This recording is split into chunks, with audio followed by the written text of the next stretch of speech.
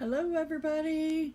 Welcome, welcome. It is Tuesday, and it is time for our daily episode of Conversations of Support. Welcome. My name is Laura, and I am here every day with a different theme that we just talk about. We are here to encourage and support one another. So, how are you all doing? Let me know where you're tuning in from. How's the weather where you are? I'm on the eastern shore of Maryland, and it is sunny out there today. A little chillier, so I've decided to still come inside to do my live. So hubby is getting son his lunch and everything and getting him up and ready for the day. So I take this time to come out here and chat with all of you. So today's topic is all about having a good old ugly cry. Has anybody had an ugly cry lately? You know what that is? That's when you just, you happen to be watching something or you listen to something and then all of a sudden the tears just start flowing, Hey, Kathy. Hey, Tammy. Thanks for joining. We're talking about having a good old ugly cry. Who has had one recently since we've been on this lockdown and everything? I had a little mini ugly cry last night just because I was watching a Christian concert and called Dare to Be, and I didn't get to actually go and attend that concert when it was live, so it was really cool to watch it, but sometimes we just hear or see something that sets the waterworks going and triggers me, but for me, I actually do like having a good old ugly cry. Doesn't make me look beautiful, but then again, I don't worry about any of that anymore. So, but I find it very therapeutic. Does anybody else find it kind of like therapy just to let out all that pent up anxiousness and worry and sadness and loneliness and frustrations, whatever it is? How do you feel? Is anything triggering an ugly cry for you lately? So I haven't had a big full blown out ugly cry just yet, but I think that's partly because I controlled how much I felt like I wanted to cry last night. Which means I'm probably not done, which means unfortunately I will probably have another ugly cry at some point. Sometimes you just need a long ugly cry to feel better, right? Anybody else feel like that? For me, that's a big thing. Once I have that ugly cry, then I'm usually fine later, and I feel okay, and I can handle whatever God gives me and all of that. But sometimes I really just need to let all those feelings come out, and because the more we stuff those feelings inside and we don't let them out, I feel then the more out of control is how I feel. And when we lose control, that's when we start feeling really a lot more anxious and everything, right? People cry not because they're weak, it's because they've been strong for too long.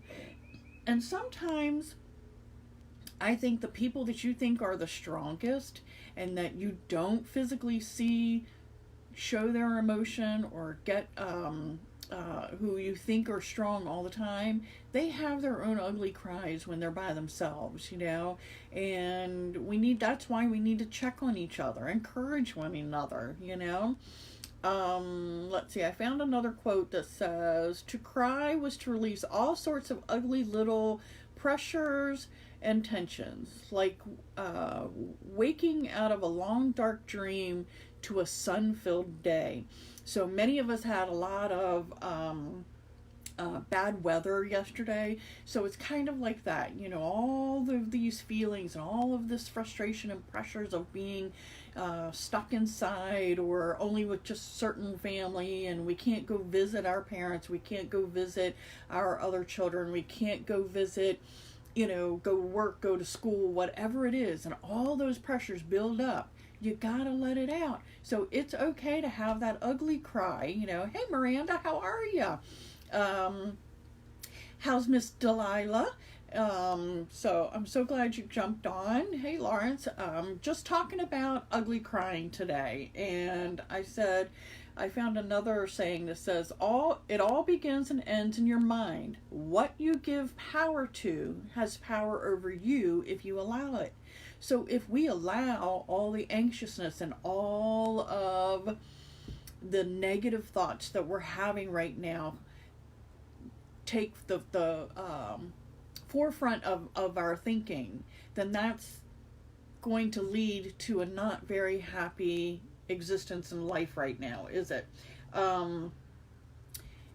So if we can flip it, let it out by having a good old-fashioned ugly cry, get all of that stuff out, then we can handle the next issue that comes upon us, right? Or we can feel a sense of relief from getting all of that emotions out, you know. Hey, Lisa, how are you? And once we get all that stuff out, don't you feel a little bit better? I mean, you know, it's going to build up again, but that's why, for me, ugly cries happen on a cycle. They happen, I don't have them every day. I don't have them every month, you know. I can tell when I've gone too long without one. And really, honestly, for me, it is therapeutic. It is great therapy for me to just let it out, get it out, and then I'm okay, you know. And sometimes I don't even know why I'm crying or what really was the big trigger, what the underlying issues are. I just know that it is a release. It's like taking a shower and washing all the dirt off, you know. It's letting all of that angst and everything out of my system that I have built up, that I keep from other people, that maybe I'm not sharing with other people that I'm struggling with or whatever. And then moving beyond that, and then I'm able to feel like, okay, now I got more room to deal with this stuff again. I cry, or at least tear up 4 to 5 times a week, usually because I'm so grateful and feel blessed about a situation, about someone in my life. I rarely ugly cry from frustration. My tears from overwhelming feeling of acknowledging how different my life could be. By the grace of God, I am here. Exactly. So, Tammy, and I know you've gone through a lot lately, you know, with your health and everything. And like you said, you know, you're blessed and grateful to even still be here, right? And so I can see why, you know, you would get teary-eyed at the good things too, you know. I don't really get teary-eyed at frustrations either. Mine is more sadness. Like, I am more stressed and sad for my family and friends that have lost loved ones recently, that can't even have what in our minds we would call a proper funeral, a proper opportunity to even comfort them. And I'm longing to be able to reach out and give a hug of comfort. So those kind of things trigger me and make me sad. And I sometimes the feelings of inadequacy for me, or self-confidence every once in a while trigger me to go. Like, every once in a while, I know what you're saying, always on a... And yes, I'm always by myself. And you know what? I don't know about you guys, but sometimes my ugly cry happens in the shower, because that's like the hot shower. You're already crying and you know, we're already wet, and so nobody's going to be able to tell a difference anyway if you cry there. Nobody can hear you because of the sound of the water. You know, my kids know that if I'm watching a Hallmark movie, because Hallmark movies usually trigger me, there's a good chance that some of those Hallmark movies trigger the ugly cry in me. They will just walk by and hand me the box of tissues. They don't even ask. You know, my youngest, she would sometimes come up and just give me a hug, say, I don't know what you're crying for, Mom, but here's the tissues, here's a hug, you know, you'll be fine. And so they're kind of used to me doing that, so I can start crying in front of other people, my family, you know. I usually don't cry out in public, but you know what?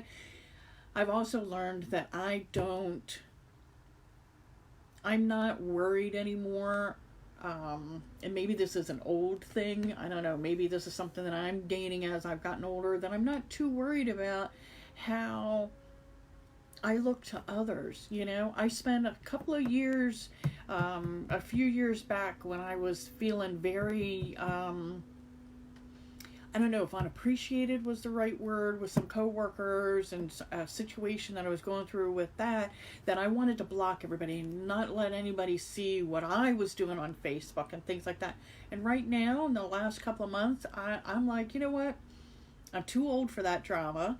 And I don't mind if people see the real heart. I wear my heart on my sleeve, I think it's good for us to share sometimes, and I think it's a good opportunity to let others know that they're not by themselves, right? That somebody else, if somebody like me can have a certain feeling or struggle or success or whatever, then somebody else might have that too, and they're not so different. So, but so I guess what I'm saying rambling wise, but I have cried on these lives before because my emotions have gotten the best of me at that moment, and it's okay. It's live. It's real time. That's what happens. But for the most part, I don't do it on an everyday basis, and I don't do it in every conversation.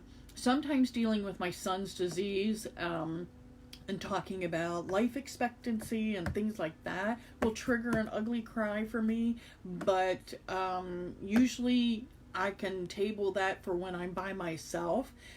So I find having a good old-fashioned ugly cry just so therapeutic for me, and I think I'm working towards a big one. I haven't had it just yet, so Marisa, you're so sweet. Hey, Lynn.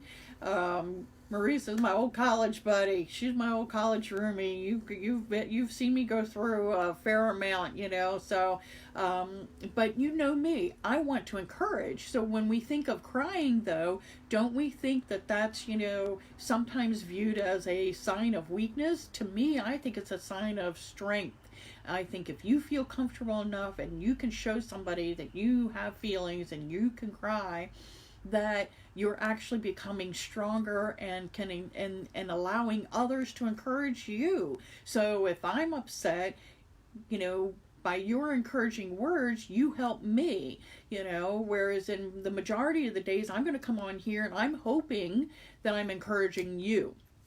And just being able to do this is saving my sanity and during this time, and I'm hoping that I'll keep doing this for as long as somebody wants to listen. And for me anymore, it's not about numbers. It's not about how many people I can get to watch, or if I can help one person at some point during all of this and encourage that person that day, then that's what it's meant to be. That's my my ministry. So I enjoy talking about different things, and I hope you guys do too. So if there's a topic that you would love to talk about, let me know, and we'll talk about it. That's the whole point. I want this to be an interactive, and some days we are more interactive than others, and that's fine too. But talking about ugly crying, have you ever seen your husband, significant other, or a male, a man cry? That triggers me because normally they don't cry.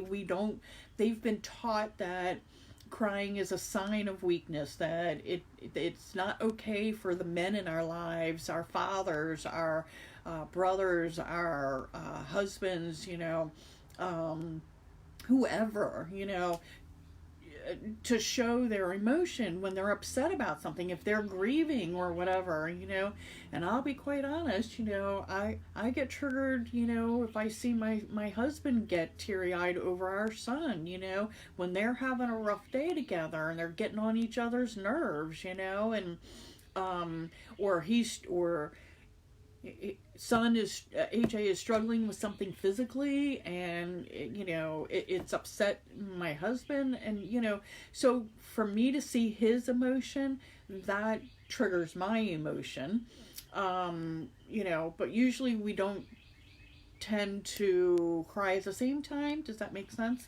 But I don't want us to raise our boys, raise our children, thinking, any of our children, boys or girls, that it's not okay to cry. It is, and it is okay to show that emotion, and it is okay to have one big one by yourself and then be okay to smile the next minute, right?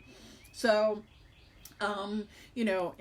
what's out there that makes you trigger, your ugly cries? Do you have them? What do you do to get through them? Does it make you feel better? Do you have a sense of relief after that big old ugly cry? Hey Lauren, hey Vanessa, how are you? Thanks for joining, and if you're watching on the replay, let me know where you're watching from. And today is talking about having a therapeutic ugly cry. I had a little mini ugly cry last night, and I think it's just because I'm grieving for some friends who have recently lost children, and their adult children unexpectedly, and things like that. And I'm struggling with this whole isolation thing and not being able to be there in person to comfort somebody else. So then that, sent me in a little bit of a more emotional stage. So, but we're not gonna do the ugly cry here. I promise. Might get a little teary-eyed, but we'll be fine. So.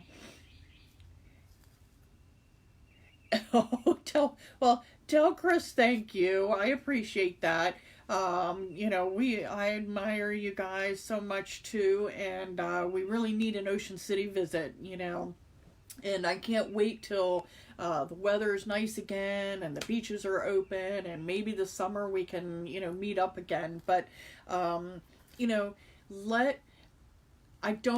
I hope none of us ever feel belittled or ashamed of being emotional, of having that good old ugly cry. We're all human, and hopefully we have hearts, right?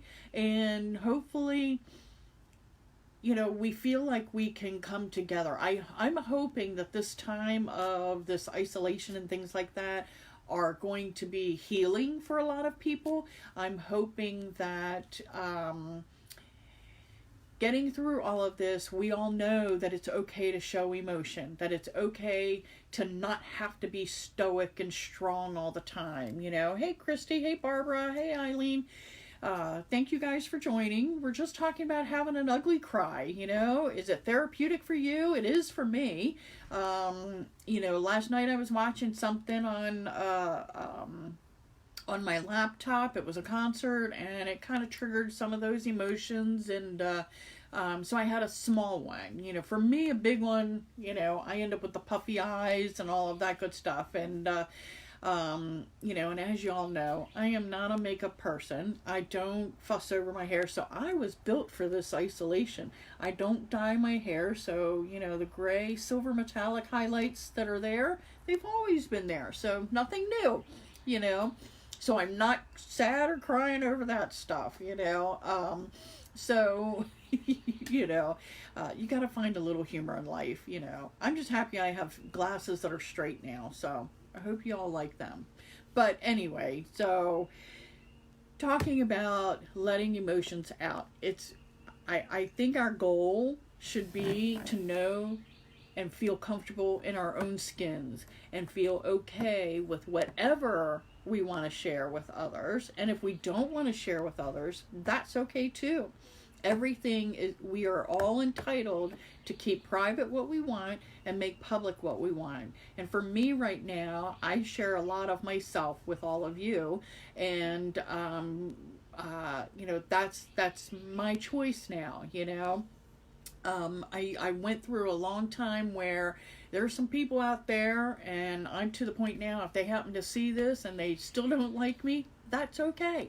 I'm okay with that because I know there are people out there who do um, uh, honor me, respect me, trust me, whatever it is, whatever kind of friendship it is, that they're my they're my tribe, they're my community, and I'm not going to hide anymore, and I'm not going to be ashamed of who I am, and what I believe, and I believe that we're meant to be here to encourage one another, and I believe that we're here to share the good times and the bad times, and the tough topics and the easy topics to talk about. And today is a more emotional one, talking about letting your emotions out. How do you do that? Is it in the form of an ugly cry, or do your emotions come out in something different? Let me know what it is. Hey Leanne, how are you? Let me know what you how you get your pent up your pent up emotions out in a safe environment. What do you do? Does it mean you just go off in your own room with a book and music and just tune everything else out and give yourself time to do that? Is that your emotional release? Do you go find music that speaks to you when you're in a certain emotional mood? What is it? Oh, Lauren, AJ would love you. You clean. I'm not so good in that department, and AJ is not so happy with me. So I might have to recruit you to come to our house. But yes, cleaning could be very therapeutic. And I will say, I joke about that because we all know I'm not the neatest person in the world, and I've never been that kind of person, where everything's got to be in the right place at the right time. And I had the one child who is, and he's the one child who can't physically help you clean, so when he says to me, hey mom, I want to move something, I know what that means. It means I have to go help him rearrange something in his room and do the cleaning then. So how do you let your emotions out? Hey Diana, how are you? We're talking about having an ugly cry today. Our daily talks, this is called Conversations of Support, and that's what we're here to do, is to support and encourage each other. We can laugh, we can cry, we can be angry together, in a safe environment, and we're just sharing what works for each of us. For me, having an ugly cry and letting it all out gets me through to the next time. I know you've got some teens in your house now. How do they deal with their emotions? How are they dealing with the confinement of being isolated? So yes, see, at the beach house, I get to leave my Christmas trees up. The big tree has been up for 3 years now, and this one was my outside tree this year, and I brought it in and left it up. Of course, Mr. AJ, he thinks I'm nuts anyway, but I love being able to turn the lights on, and the lights bring me such peace and happiness that I love being able to turn my Christmas lights on no matter what time of year it is. Hey Pat, how are you? And it brings me joy. That's something that helps my emotional well-being, is to be able to put the lights on, and and I think it's grown on the boys. They don't mind it. Now when I'm at the other house, actually, now that I think about it, I haven't been at the other house in Harford County since March 11th, I think, March 10th, something like that. And I left my little mini, I don't know, the 4-foot tree up. I wonder if I put it down on the floor. I wonder if Grace turns it on at all. I'll have to ask her. But I just love Christmas lights, So this is our 3-season room. And Diana, I don't know if you're still watching, but I guess I can cheat. Let's see if I can show it over there. There's all my Tupperware. Isn't that funny? I finally found a nice little, like, I made my own pantry shelf out here with my Tupperware because we all know AJ thinks my Tupperware is a mess and it drives him nuts. So this way it's out of sight, out of mind here at this house for him.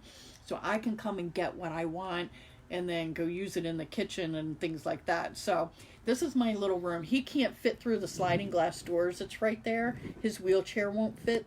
So this is my little quiet space out here. It's a 3-season room, so you can't come out here in the middle of winter. It's too cold. Eventually we're talking about making it a real room, but for now that's what we do, you know. So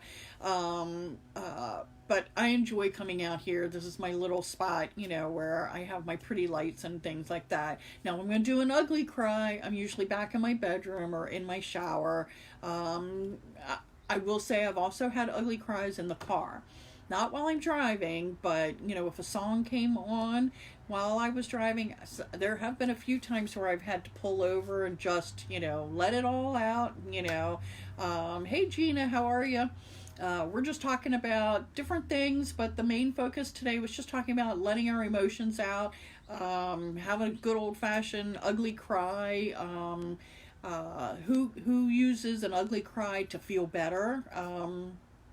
For me, it's a release of all of my anxiousness, and I'm really not a nervous, anxious person in general, but I think I bottle some of that up and then it comes out as an ugly cry. You know what I mean? Because normally, I mean, yeah, I just don't stress over a whole lot of stuff on a day to day. I have weird oddball fears, you know, that are probably irrational, but that's a whole nother topic. We'll talk about that another day. But you know, I just want to encourage everybody that if you're feeling like all of these feelings of loneliness or frustration or sadness for somebody or just sadness for yourself, whatever, just let it out. You know, give yourself permission to have a good cry. Just make sure you got your box of tissues with you and whatever junk food you want to have, because you're entitled and allowed to be able to have some comfort food when you're in that mindset, you know. Then once it's all out, I usually feel better, and then I can be better about eating healthy and things like that. And no, I'm not an exerciser, so I don't do that either, but I do try to pay attention to what I eat, but you know what I'm saying. So so anyway, if you have ideas on what you want to talk about this week, let me know, and we'll you can either put it in the comments or you can private message me and let me know. And you know, but I'm here every afternoon. I usually try and do it while hubby is getting sun up for the day. That way they can't sit there and mock me, but you know, I go whenever I can. So if it's nice, maybe I'll go outside. If it's a little chillier, I'm usually inside. So we will be at this house at least through the end of April, hoping to aim back to being in Harford County for the beginning of May.